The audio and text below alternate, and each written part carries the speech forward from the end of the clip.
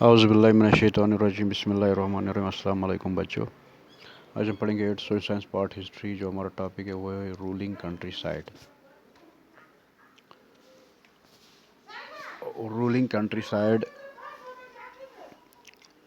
جیسے اس ٹاپک کا نام اس سے پہلے ہم نے پڑھا تھا trade to territory. From trade to territory. اس سے پہلے کیا ہوا کرتا تھا کہ وہ شہروں میں یا ہم کہیں گے اربن ایریاز میں اسپیشلی کولکتہ میں وہ رول کرنا چاہتے تھے. لیکن اب کیا ہے کہ وہ پوری کنٹری پہ گاؤں دیہاتوں رورل ایریاز جو ہے ان پہ ایسٹ انڈیا کمپنی اب اپنا قبضہ جمانا چاہتی تھی. تو اسی سلسلے میں یہ جو ہمارا چیپٹر ہے رولنگ کنٹری سائڈ.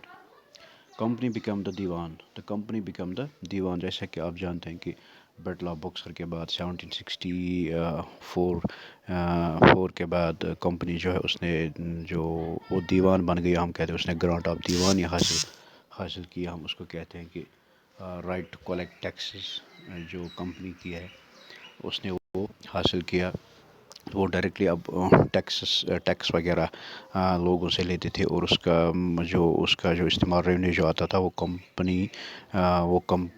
کمپنی کو بڑھاوا دینے کے لیے, یا ہم کہہ سکتے ہیں کہ کمپنی کی جو فائنانشیل ہیلپ اسی سے ہوتی تھی. On August 10, 1965, the Mughal emperor appointed the East India Company as the Diwan of the Bengal.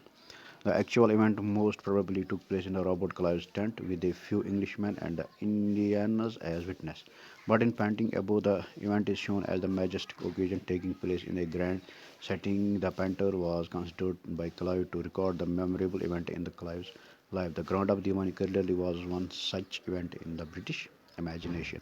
اگر ہم بات کریں گے گرانٹ آف دیوانی کی 1765 کو جو مغل امپرر تھے اس نے کمپنی کو اپوائنٹ کیا ایز دا دیوان آف بنگال. یہ جو اوکیجن تھا یہ ایک بالکل بند کمرے میں ہوا. اس میں جو ایگریمنٹ وغیرہ تھے سائن ہونے تھے وہ بالکل بند کمرے میں ہوا. لیکن جو آپ کی یہاں پر جو پینٹنگ ہے یہ پینٹنگ جو بنائی گئی ہے یہ لگتا ہے کہ ایسا کوئی بہت بڑا ایک گرینڈ فنکشن ہو رہا ہے لیکن ایسا نہیں ہے. ایکچولی یہ رابرٹ کلائیو کے ٹینٹ میں ہوا. بالکل چوری ہم کہہ سکتے کہ بالکل کچھ 4-5 ہم کہہ سکتے ہیں کہ 8-10 آدمیوں کے سامنے یہ ایگریمنٹ ہوا.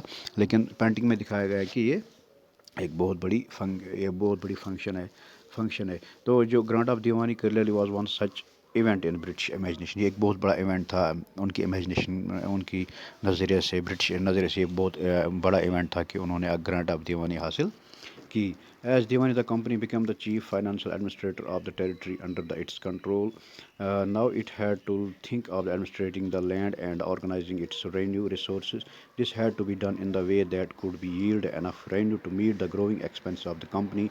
A trading company has also to ensure that it could buy the products it needed and sell what it want. جیسے ہی انہوں نے گرانٹ آف دیوانی حاصل کی تو ایک کمپنی جو ہے بالکل یہ ایک ہم کہہ سکتے ہیں چیف فائنانشیل ایڈمنسٹریٹر کے طور پر ابری ہے ٹیریٹری میں.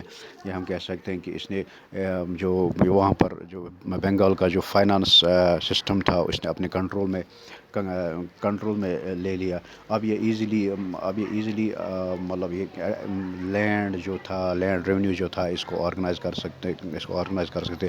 اب یہ ایزیلی وہی چاہتے تھے جو جس کی ڈیمانڈ تھی یورپ میں یا ادر کنٹریز میں جس کی ڈیمانڈ تھی وہی یہ اب چاہتے تھے اور ایزیلی حاصل کر پاتے تھے. Over the years, the company also learned that it had to move with such caution. Being an alien power, it needed to pacify those who in the past had ruled the countryside and enjoyed authority and prestige. Those who had held local power had to be controlled, but they could not be entirely eliminated.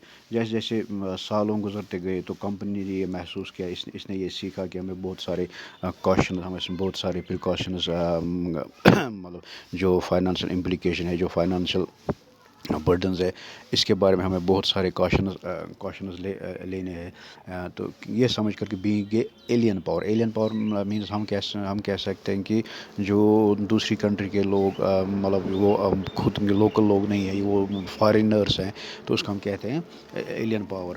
تو ان کو کیا چاہیے کہ ان کو جو country side جو ہے، جو چھوٹے چھوٹے اتھارٹیز وہاں پر تھے، چھوٹے چھوٹے راجا مہاراجا وہاں پر تھے، ان کے بھی ساتھ گٹھ جوڑ کرنا تھا، ان کے بھی ساتھ ہم کہہ سکتے ہیں کہ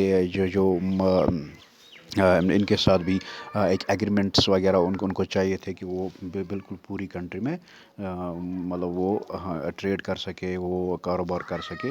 تو اس کے لیے انہوں نے کیا کیا کہ جو لوکل پاورس ہیں ان کو کنٹرول میں لینے لگے، لیکن ایک ساتھ ان کو ایلیمنیٹ نہیں کرنا چاہتے تھے، یا ایک ساتھ ان کی پاور کو، یا ان کے طاقت کو، یا ان کی جو رولنگ اسٹرینگتھ ہے اس کو ایلیمنیٹ یا اس کو ختم نہیں کرنا چاہتے تھے۔ How was this to be done? In this chapter, we will see how the company come to colonize the countryside, organize revenue resource, redefine the rights of people, and produce the crop it want. اب یہ مسئلہ تھا کہ یہ کیسے ہو جائے گا، how was this to be done؟ تو اس chapter میں ہم دیکھیں گے کہ کمپنی نے کیسے کنٹری سائڈ کو کولونائز کیا، جو رولر ایریاز ہیں ان کو اپنے کنٹرول میں کیسے لیا، جو ریونیو ریسورس ہے ان کو آرگنائز کیسے کیا، یا رائٹ یا ریڈیفائن جو رائٹ پیپل رائٹس تھے، جو رائٹس آف پیپل تھے اس کو ریڈیفائن کیسے کیا، یا ہم کیسے کہہ سکتے کہ produce the crops it want, اور جو یہ کراپس چاہتے تھے، جن کی ڈیمانڈ بہت زیادہ تھی یورپ میں یا ادر کنٹریز میں، جن کی ڈیمانڈ بہت زیادہ تھی، تو وہی کراپس یہ چاہتے تھے، یہ ان چیزوں کو یہ کیسا کرنا چاہتے تھے۔ تو پھر ہم اس کے آگے بڑھتے ہیں کہ ریونیو فار دا کمپنی۔ اب دیکھیں کہ ریونیو کیسے کمپنی کو آتا تھا، زیادہ سے زیادہ ریونیو کی تلاش میں یہ لوگ تھے، زیادہ سے زیادہ پیسے کی تلاش، پروفٹ کی تلاش میں یہ لوگ تھے۔ The company had become the Diwan, but it still saw itself primarily as a trader. It wanted a large revenue income, but was unwilling to set up any regular system of the assessment and collection. The effort was to increase the revenue as much as it could and buy fine cuts and silk cloth as cheaply as possible. Within 5 years, the value of the goods bought by the company in Bengal doubled. Before 1865, the company had purchased goods in India by importing gold and silver from Britain. Now the revenue collected in Bengal could finance the purchase of goods for export. اب یہ ہے کہ جو company جو جب یہ دیوان بنے، لیکن یہ ابھی بھی اپنے آپ کو، یا ابھی اپنے آپ کو بزنس مین یا ٹریڈر سمجھتے تھے، یا اپنے آپ کو ایڈمنسٹریٹر نہیں سمجھتے تھے۔ تو بزنس مین ہونے کے ناطے ان کی جو چاہتی کہ یہ بہت سارا ریونیو کلیکٹ کرے، یہ بہت سارا مال پیسہ یہاں پر کلیکٹ کرے۔ This effort was to increase the range as much as is could and buy the cotton and silk as cheap as possible. تو ان کا یہی مقصد تھا کہ ہم بہت سارا ریونیو یہاں پر جنریٹ کریں، اور یہاں پر جو سلک اور کاٹن ہے یہ ہم بالکل سستے داموں میں ہم یہاں پر خریدیں، اور اس کو دوسرے دیشوں میں بھیجیں، اسپیشلی یورپ میں ہم اس کو بھیجیں، وہاں پر بہت زیادہ اونچے داموں میں ہم، تاکہ ان کو زیادہ سے زیادہ پروفٹ ملے۔ Soon it was clear that the Bengal economy was facing the deep crisis. Artisans were deserting villages since they were being forced to sell their goods to the company at low price. Peasants were unable to pay the dues that were being demanded from them. Artisans' production was in decline, and agricultural cultivation showed signs of collapse. Then in 1778, a terrible famine killed 10 million people in Bengal. About one third of the population was wiped out. لیکن جو ان کی جو ہم کہہ سکتے ہیں کہ جو ان کی ڈیمانڈس تھی، جو ان کی ڈیمانڈ جو تھی لوگوں کے پرتی، یا ہم کہہ سکتے ہیں کہ پیزنٹس یا آرٹیزنس کے پرتی، وہ ڈیمانڈس آرٹیزنس یا peasants in the form of tax وہ کمپلیٹ نہیں کر پاتے تھے، وہ پوری نہیں کر پاتے تھے، جس کی وجہ سے جو وہاں پر لوکل انڈسٹریز ہیں وہ کولپس ہونے لگی۔ یہ ہم کہہ سکتے ہیں کہ جو کلٹیویشن، ایگریکلچر کلٹیویشن ہے وہ بھی کولیپس ہونے لگی، وہ اپنے وہ نشان چھوڑنے لگی، کولیپس ہونے لگی۔ لیکن اس کے اوپر سے پھر وہاں 1717 میں ایک ٹیریبل فیمائن وہاں پر ایک قحط سالی گزری، جس میں 10 ملین لوگ، ہم کہہ سکتے ہیں کہ 1 کروڑ لوگ جو ہے، یا اس ٹائم کی جو پاپولیشن تھی بنگال کی 1/3 وہ اس ٹائم وائپ آؤٹ ہوئی، بہت زیادہ لوگ وہاں پر مر گئے۔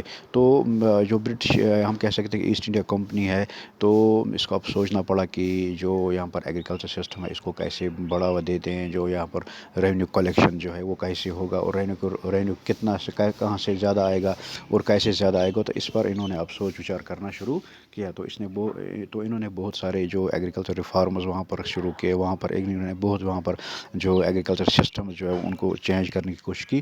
انشاءاللہ وہ ہم کل پڑھیں گے کہ ایگریکلچر سسٹم وہاں پر انہوں نے ڈیوائز جو کیا, انہوں نے فریم جو کیا وہ کیا کیا تھا, اس میں کیا کیا چینجز انہوں نے لائی, اور ان چینج سے کیا ان کو ایسٹ انڈیا کمپنی کو فائدہ ہوا یا نہیں ہوا. انشاءاللہ وہ ہم کل دیکھیں گے. خدا حافظ.